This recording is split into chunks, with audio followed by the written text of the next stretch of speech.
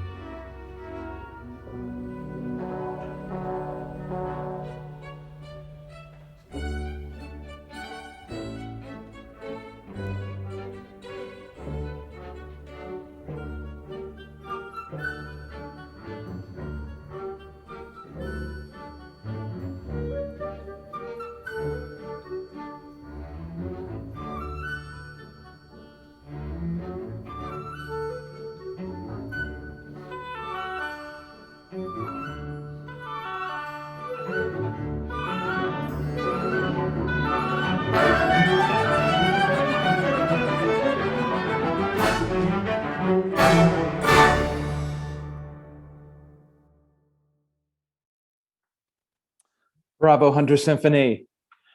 Welcome to the Hunter Symphony Orchestra. For those just joining us, my name is David Fulmer.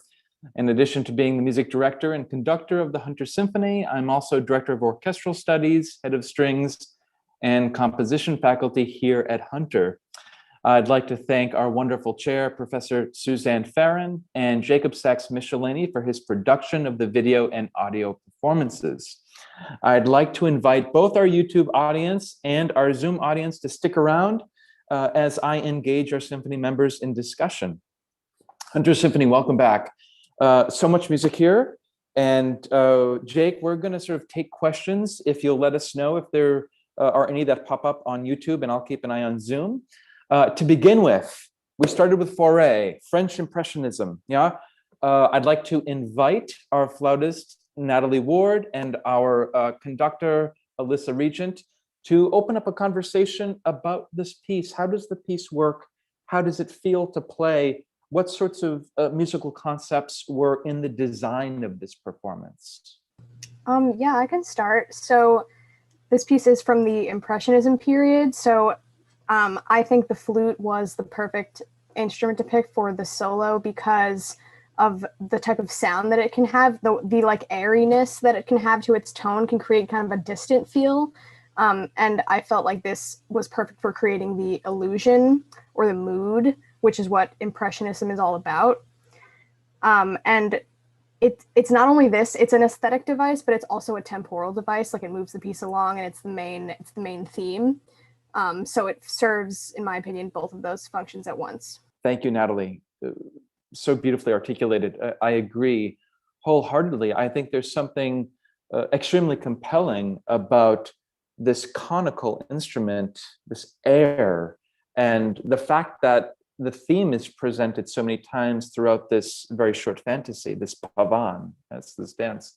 And so many elements, I think, went into carving out that phrase structure. Alyssa, would you like to join in and tell us about your work on this as conductor and how you were working with our orchestra this semester? Yes, sure.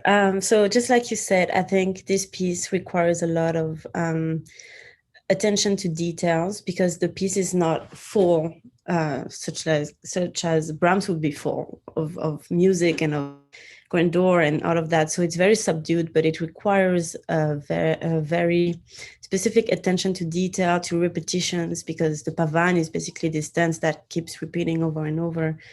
So that was a detail that we really had to pin down. For me, when it comes to conducting, I was really focused on trying to picture in my head all the layers of the orchestra and trying to cue almost everyone. I tried to cue almost everyone. So to give the correct phrasings, and also a big part of that was letting just the musician play. Sometimes I would just hold my hand like this, saying, you can go ahead, that's your moment. And I would not try to shape, especially the solo for the flute. I would just let her have her own reaction to what Impressionism and all that world, what she felt about it. So yes, I think everyone had to really be in the style of the piece to make it work. And I think we did a fantastic job. So I'm glad. I agree, and bravo, Alyssa. It's very interesting. Our work this semester throughout the year consisted of rehearsal after rehearsal, a lot of the time verbalized, perhaps are felt during rehearsals. And the difficulty, I think, which was met, our challenge was met, is simply that we as conductors can transmit so much information in a single stroke, which may take 1,000 or 2,000 or even 10,000 words to actually implement into an orchestral setting. And I think Alyssa hit it right on. This was sort of a reciprocal structure. So much of the conducting in this part of the concert was initiated from the brilliance of these musicians. And so it really was give and take. And every week we would get together and talk about specific notes, specific details of measurements, of durational qualities, very intense discussions on dynamics. What's a piano versus a pianissimo versus a mezzo piano? These are all qualitative and quantitative varieties of structures within this musical document here. So Alyssa, thank you for that. I want to turn our ears back to Dvorak. We just finished with this sort of another form of a dance, yes, this sort of in the Czech tradition. These are some of my favorite pieces. They are so rich in texture and in flavor. You hear something and it makes you want to get up and dance with this music. And I want to hear from our musicians. Ethan, if you don't mind, I'm going to pick on you first, because you were playing many, many parts tonight. And if you could tell us about that, we'd love to hear, as well as your overall assessment of working remotely, fitting a symphony in a Zoom room and coming out the other side and having a product like this. Yeah, absolutely. So, it was actually very, very enriching having to take an excerpt where you're working on one part very, very intensely throughout the semester, and then, being one of your only groups, of instrument in the group. I had the idea of why not have that layer and have that full section, and through really breaking through the bass trombone part and the tenor part, which I was up on the alto part, it really got me into the tune, and it really showed me how percussive the brass is in this movement, and how well it reflected not just the low brass part, but in many ways, the trombone part is with the timpani part spot on throughout the piece. And overall, my synthesis of the part that I was working on over the semester, really grew from learning those other parts. And being remote, you really just gotta keep it going. And it was kind of really nice when recording all the parts, because it felt like I was back playing with the entire section, and then just to hear it with everyone else, it was just such a pleasure, to hear it all come together. Ethan, thank you. It was a pleasure, and to be perfectly honest, it did not feel remote these last few months, because we would come into rehearsal, we would tune, we would get our music out and our pencils and start writing notes. And a lot of our work was sort of cross-pollinated between sections. And on any given week, a percussionist would be speaking with the trombonist, who would be speaking with the violist, who might be speaking with the bassist, who might also then write back and speak with another percussionist. And that's what I found so compelling about the architecture of our work together this semester. So Ethan, thank you for that. Folks, I'd like to invite all musicians to unmute yourselves and to join in this musical celebration tonight. A few members that I know would like to speak in no particular order. I would like to invite Isabella. I'd like to invite Emily. I'd like to invite Taylor and Tyran and everybody who would like to join in. May I start with Isabella, our percussionist, of course. One of our percussionists. Hello, everyone. I think what I've decided to talk about today is sort of the behind the scenes sort of aspect, the recording of the piece. I found it to be one of the most enjoyable recording sessions I think I've had. It was mainly because of how I approached it, and I decided to approach it in a different way this semester. Because of the lack of visuals, I realized that I could really play like no one was watching, you know? So I really took that to get into the music. I would along with Professor Fulmer, I was conducting myself. I was swaying and dancing. As I previously mentioned, I was a big goofball in my playing, and not only did it help me stay on track, I it with the conducting, but it blocked out all of the outside noise, so to speak. I wasn't worried about what the recording equipment was doing. I wasn't worried about, did I practice this enough? It was sort of like me, the music, and it made the recordings better, in my opinion, because I was able to just tune everything out. I love hearing that, because usually when we hear the word recording, there's just, I know every musician feels this, there's an anxiety that sort of illuminates throughout the body, right? We're thinking, oh my gosh, every note has to be perfect. I've got one take at this. And our work together, it was cumulative. And so each week we would dissect a movement and really have a sectional on this, discuss the entire musical surface as a sort of flexible membrane, and we would take it apart. And when we got to the recording, it truly was a chicken and egg phenomenon. What came first, the conducting or the playing? And the answer is both.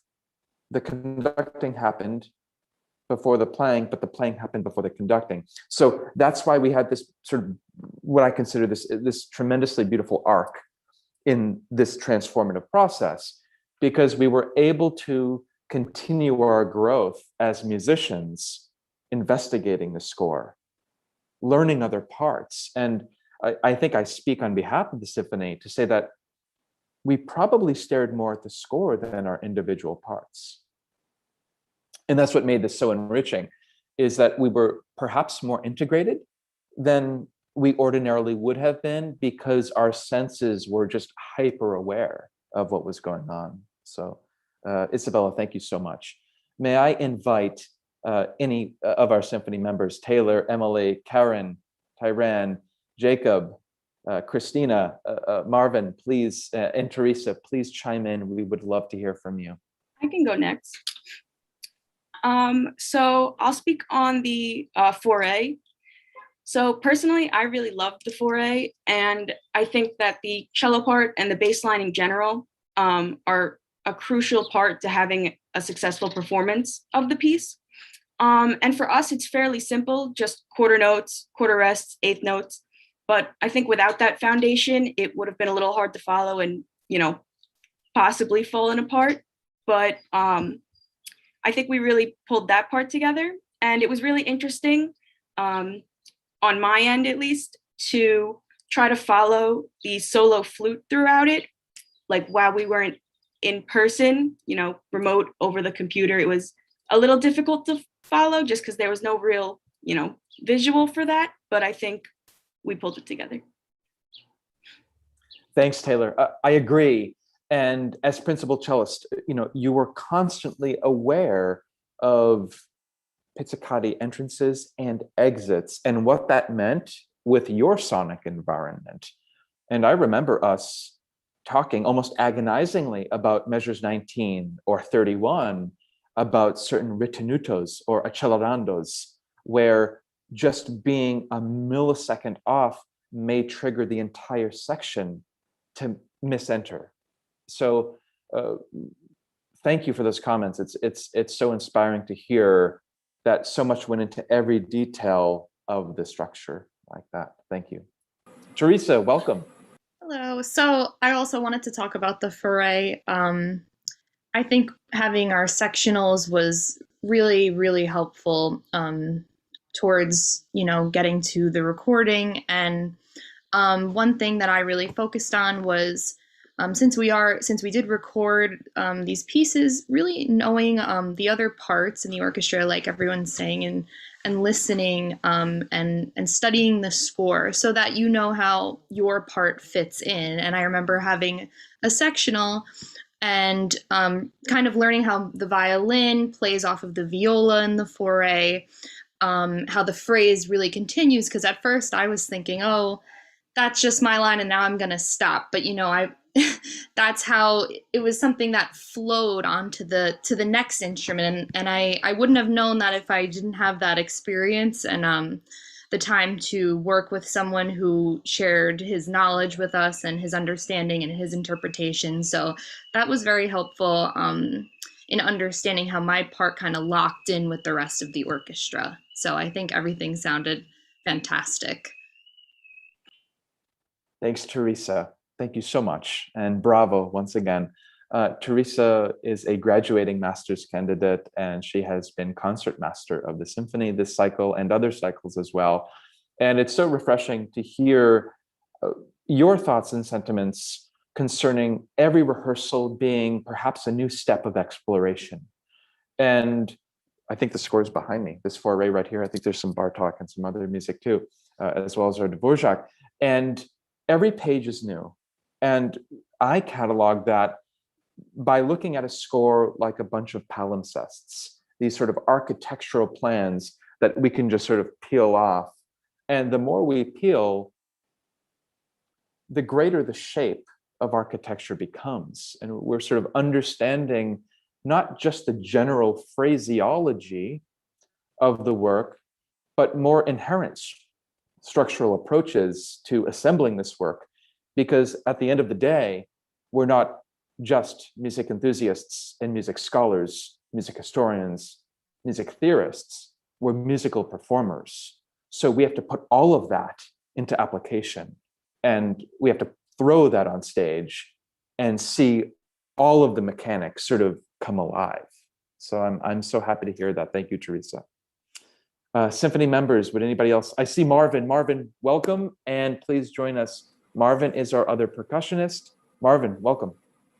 Hello, I'm Marvin. I'm another percussionist of the symphony, and I just want to continue the conversation Isabella talked about on recording. And I think for percussion instrument, it's a little bit harder than for other instruments to record, as I figured out during this recording. Last semester, we only had like 2 timpani parts, and it wasn't very intense. So it's very different, and it's very different style of music than the music we played this time, Dvorak. And last time I was able to use something else to substitute the timpani sound, since we didn't have access to a timpani last semester, and this semester as well. But because of the different style of music, like the way I substitute the timpani sound wasn't effective for this music. I wasn't effective for the music we played this time. So I have to figure something out. And during the recording process, I had like a number of challenges. Like for example, like I thought like having a triangle, it would be easier for me to record because of the instrument itself. But then I didn't realize that the computer recorder or the phone recorder is not like some of the recorder is not good enough to record triangle because of the high frequency of the instrument. So like instead of like what we are hearing, the recorder can pick up different sounds. Sometimes for triangle, for example, the laptop only pick up the metal hitting sound, and then I tried the phone recorder, it just pick up completely different sound. And as I do like trial and error for recording the triangle part, and I realized the sweet spot for our ear for the triangle is different than the sweet spot that their laptop can pick up. So like there's an adjustment that I have to make while recording for the triangle part, and also for the other parts that I try to use GarageBand on my iPad to try to record, but then it didn't really work out because if I use GarageBand on the iPad and use a MacBook to record, the sound effects doesn't come out as well as I want. So I had to like do some like adjustment to try different ways to record it. And that's something that I found out like during this recording. It's not as straightforward as we think, especially for percussion instruments. Marvin, thank you so much. I couldn't have said it better. Your story is so inspiring because it shows all of the solutions that you expired in order to create that one document with us. And it was such a challenge to find, as exactly as you said, the sweet spot for every single instrument. And we were guided by our own wonderful Jacob Sachs-Michelini about how to record, how far away from the F-hole, how far away from the embouchure, how far away from the mallet, how far away from the snare works in process.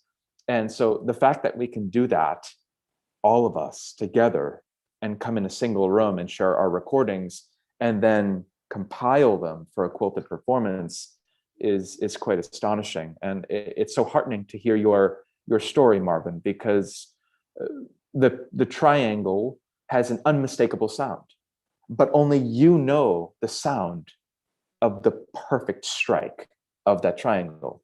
So to obtain that is so much work, which in itself is a thing of beauty. So thank you for sharing that. Very inspiring to hear. Symphony members, would anybody like to speak more, share their experiences, talk about the repertoire or the processes before we jump into some questions from our YouTube Live and our Zoom audience? Would anybody like to share a few sentiments? Jake, I think we're ready for any questions that may come our way. Many kind compliments, but no questions from YouTube. Excellent. Folks, this was an astonishing feat, and I think it would be appropriate to conclude our academic year with me saying that this was perhaps the most inspiring semester of all. And I may have said that before, but it just so happens that it's particularly true right now. To see all of the industry and the care and attention paid to every note is something that every musician aspires to do. And that is what this symphony has done. And it has been such a deep honor for me to get to know each and every one of our musicians here.